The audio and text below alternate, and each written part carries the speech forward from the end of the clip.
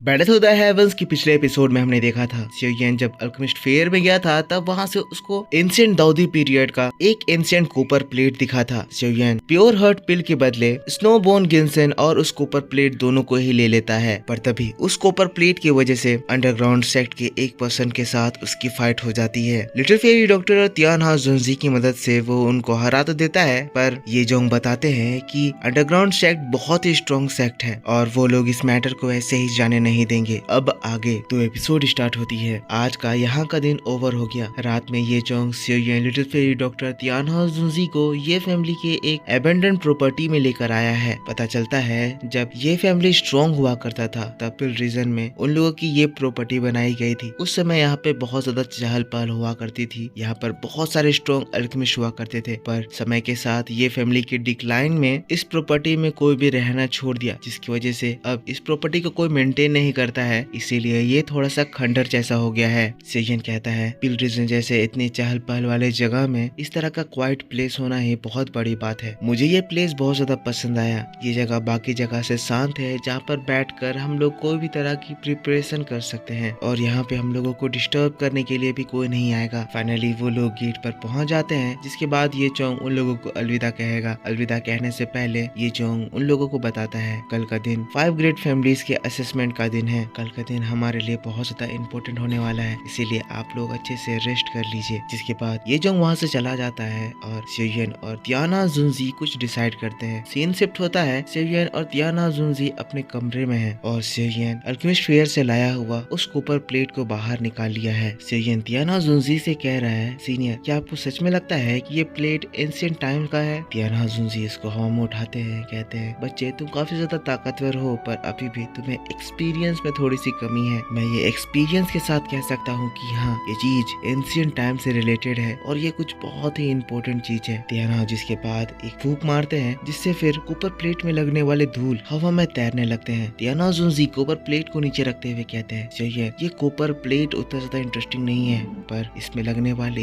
ये धूल बहुत ज्यादा इम्पोर्टेंट है। जरा अपने फायर का इस्तेमाल करो, इसको बर्न करो। सही है। जिसके बाद स्ट्रेंज फ्लेम से उस डस्ट पार्टिकल को जलाने लगता है, तब फिर देखता है कि उसमें कुछ तो चेंजेस आने लगते हैं, मतलब कि उसमें किसी तरह की एनर्जी छुपी हुई थी। पर अभी भी ये प्रोसेस रुका नहीं था। सियोयन लगातार इसको जलाता है। तब हम देखते हैं कि वो डस्ट पार्टिकल जैसे ही टोटली जल के राख होते हैं, उसमें 5 तरह के छोटे पिल साइज के एनर्जी पार्टिकल्स दिखते हैं। तियानहा जुनजी खुश होकर सियोयन को बताते हैं, सियोयन ये चीज तुम देख रहे हो, इसे जेड स्पिरिट पाउडर कहा जाता है। सियोयन को इसके बारे में कुछ भी नहीं मालूम था। सियोयन हैरान होकर तियानहा जुनजी को देखता है। तियानहा जुनजी बताते हैं ये जो जेड स्पिरिट पाउडर है, ये एंशिएंट टाइम में बहुत ज्यादा फेमस हुआ करता था। इस चीज को 8 ग्रेड के पिल या उससे हायर लेवल के पिल को रिफाइन करने में इस्तेमाल किया जाता था। इसकी इससे भी बड़ी एक और खासियत है, अगर इसको अपने सोल से मर्ज कर दिया जाए तो इससे एक पर्सन की सोल काफी ज्यादा स्ट्रॉन्ग हो जाती है और वो सोल इतनी ज्यादा स्ट्रॉन्ग होती है कि जिसके बाद सोल और स्पिरिट कॉन्शियसनेस गेन करते हुए किसी तरह के स्पिरिट रेल्म में एंटर कर जाते हैं। पर अनफॉर्चुनेटली इतनी अच्छी टेक्निक आज प्रेजेंट टाइम में सभी लोग भूल चुके हैं। सियोयन ये सारी बातों को सुनकर काफी ज्यादा अमेज होता है। जिसके बाद उन पार्टिकल्स को देखते हुए कहता है, लगता है मुझे इसको अच्छे से सीखने और इस्तेमाल करने से पहले टीचर का इंतजार करना होगा। मास्टर याला मुझे अच्छे से बता पाएंगे, उन्हें जरूर इसके बारे में पता होगा। जिसके बाद तियानहा जुनजी दरवाजा खोलकर कहता है, सियोयन मैंने तुम्हें बता दिया, मेरा काम खत्म हुआ। कल का तुम्हारा दिन काफी ज्यादा इम्पोर्टेंट होने वाला है, इसीलिए अब तुम्हें आराम करना चाहिए। तियानहा जुनजी वहाँ से चले जाते हैं। जिसके बाद सियोयन उन पार्टिकल्स को ध्यान से देखने लगता है। ये चीज ग्लो हो रहे हैं, जो कि काफी ज्यादा फैसिनेटिंग और इंटरेस्टिंग लग रहे हैं। पर तभी अचानक से हम देखते हैं उनमें से एक पार्टिकल थोड़ा सा अलग बिहेव करने लगता है, मतलब कि वो दूसरे पार्टिकल्स जैसे एक जगह पर सर्कल राउंड कर रहे हैं, वो सियोयन के पास घूमने लगता है और अचानक से हम देखते हैं वो चीज सियोयन के फोरहेड में एंटर कर जाती है। ऐसा होते ही सियोयन को अलग तरह का पेन महसूस होता है। उसे समझ नहीं आता है कि क्या हुआ, पर अचानक से हम देखते हैं सियोयन के अगल बगल की स्पेस क्रैक होने लगती है। तियानहा जुनजी ने जो कहा था स्पिरिट रेल्म, शायद ये स्पिरिट रेल्म खुलने लगता है। सियोयन स्पिरिट रेल्म के अंदर है। यहाँ का नजारा काफी ज्यादा अलग है। सियोयन इस जगह को देखकर हैरान हो रहा है, समझने की कोशिश कर रहा है कि आखिर ये क्या चीज है। यहाँ पर बहुत सारे स्पिरिट एनर्जी इधर उधर घूम रहे हैं। सियोयन उन स्पिरिट एनर्जी को देखकर छूने की कोशिश करता है, छूते ही वो गायब हो जाता है। दूसरे को छूने की कोशिश करता है, पर तभी एक आवाज आता है, स्पिरिट मैं इस हेवनली स्पिरिट रेल्म का गार्ड हूँ, तुम्हारा स्पिरिट रेल्म में स्वागत है। तुम अगर स्ट्रॉन्ग बनना चाहते हो तो यहाँ पर लाई इन सारे स्पिरिट एनर्जी से ट्रेन करके अपने स्पिरिट को स्ट्रॉन्ग बना सकते हो। इस ट्रेनिंग से तुम अल्टीमेट सोल लेवल पर पहुंच जाओगे। सेयुयन ये सुनता है, सेयुयन को समझ में आ जाता है कि अब उसे क्या करना है। अब उनके जाते ही सेयुयन अपने फुल कंसंट्रेशन के साथ बैठ जाता है। जो भी वो गार्ड सेयुयन से कह के गया था सेम वही वर्ड्स दोहराता है और फिर हम देखते हैं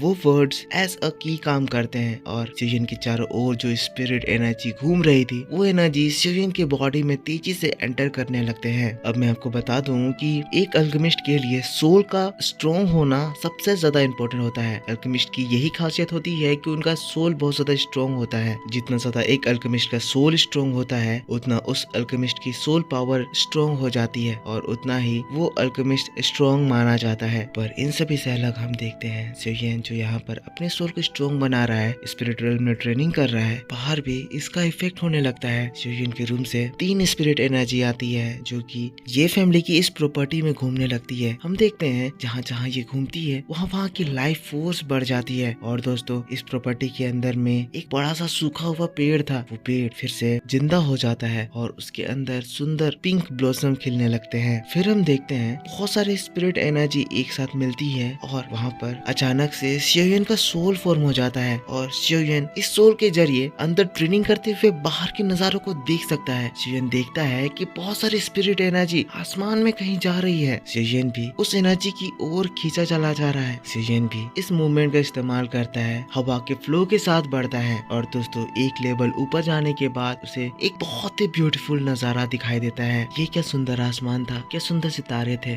लेकिन इन सभी से अलग इसमें एक और चीज था, एक हेवनली फ्लेम जो कि बीस्ट फॉर्म में था। ये कोई और बीस्ट नहीं, सेयुयन जिस हेवनली फ्लेम की तलाश में आया है वो 3000 द स्ट्रॉन्गेस्ट हेवनली फ्लेम थी। सेयुयन ये नजारा देखकर अमेज हो रहा था, खुशी हो रहा था। पर तभी वहाँ पर तेजी से एक और एनर्जी आती है। ये भी एक तरह की सोल एनर्जी थी जिसमें फिर आवाज गूंजने लगता है, कहता है कौन है जो मेरे पिल सिटी के स्टार रीजन में स्पाई कर रहा है। फिर अचानक से सेयुयन के सोल को एक जोरदार सोल शॉक लगता है और फिर सेयुयन का सोल वापस इसके बॉडी में रिटर्न, जिसमें सेयुयन के रियल बॉडी में भी वो खतरनाक प्रेशर फील होता है। तो दोस्तों अभी तक सेयुयन को वो 3000 हेवनली फ्लेम नहीं दिखाई दे रहा था। पिल सिटी में आकर भी थोड़ा सा भी उसे उस खतरनाक पावरफुल हेवनली फ्लेम का कोई प्रेजेंस फील नहीं हो रहा था। पर अभी सेयुयन को उसका प्रेजेंस फील हुआ और सेयुयन को उसकी लोकेशन पता चल गई है। वो इस पिल सिटी के स्टार रीजन में है। सेयुयन अपने आप को संभालते हुए कहता है आखिर वो कौन थे इतने ज्यादा पावरफुल अल्केमिस्ट मास्टर जिनके एक वर्ड से ही ऐसा लगा जैसे मेरा सोल पूरी तरह से टूट के बिखर जाएगा। मुझे नहीं पता था कि पिल सिटी में एक स्टार रीजन है जहाँ पर उस 3000 हेवनली फ्लेम को रखा गया है। लगता है मुझे उस फ्लेम को पाने के लिए अपने आप को और ज्यादा स्ट्रॉन्ग बनाना होगा, इतना ज्यादा स्ट्रॉन्ग कि मैं उस फ्लेम को कंट्रोल कर पाऊँ। मुझे इस असेसमेंट को जीतना होगा, उस टॉप 10 डिसाइपल में आना होगा ताकि मैं इस हेवनली फ्लेम बीस्ट को जीत सकूं। मैं ये चांस नहीं छोड़ सकता हूँ, मुझे और ज्यादा स्ट्रॉन्ग होगा। इसके बाद सीन शिफ्ट हो जाता है और हम लोगों को पिल सिटी के मेन टावर को दिखाया जाता है। ये वही टावर है जहाँ पर पिल सिटी के मास्टर्स और एल्डर्स रहते हैं। फिर हम लोग उस मास्टर को देखते हैं जो कि सेयुयन को वो सोल शॉक दिया था। वो बाकी के इन दोनों मास्टर्स को बता रहा होता है कि कोई स्टार रीजन में घुस गया था। अच्छा हुआ उसने 3000 हेवनली फ्लेम को नहीं जगाया, वरना बहुत बड़ी दिक्कत हो जाती। दूसरी मास्टर पूछती है क्या आप पहचान पाए हैं कि वो कौन था? तो मास्टर बताते हैं उसकी आइडेंटिटी तो मुझे पता नहीं चली, पर मुझे इतना पता चला कि उसकी सोल बहुत ज्यादा स्ट्रॉन्ग थी। उस लड़की की सोल पावर को देखकर मुझे याओ चैन की याद आ गई। देखकर ऐसा लग रहा था जैसे इसमें याओ चैन की टीचिंग्स है। उसी तरह से सोल पावर में कंट्रोल हो ना हो, ये लड़का याओ चैन का डिसाइपल है। पिल रीजन में उस बैटल के बाद याओ चैन को देखा नहीं गया, पर इस बार याओ चैन के डिसाइपल को देखना इंटरेस्टिंग होगा